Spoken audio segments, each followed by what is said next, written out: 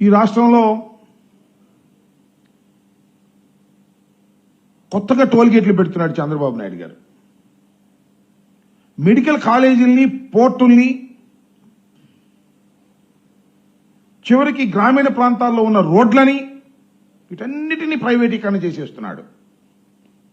That is also P4. ప్రైవేటీకరణ చేసేసి toll gates రూపంలో వసూలు చేసేటటువంటి కార్యక్రమం. అంతేకాదు, ఉమ్మడి రాష్ట్రంలో ప్రభుత్వ రంగంలో ఉన్నటువంటి 58 కార్పొరేషన్లో విత్డ్రా చేసేసుకుని ప్రైవేట్ రంగానికి అప్పచెప్పేశాడు. అంటే ఇక్కడ నేను చెప్పదలుచుకున్నటువంటి అంశం ఏమిటంటే, మొత్తం ప్రైవేటీకరణ చేసేయాలనేటువంటి ఉద్దేశంతో చంద్రబాబు నాయుడు గారు పరిపాలన చేస్తున్నాడు. మీరు చూశారుగా, ఎన్నికలకు ముందు సూపర్ 6 అన్నాడు, సంపద సృష్టి అన్నాడు. సంపద ఎక్కడ ఉందండి సూపర్ 6 చేయడానికంటే?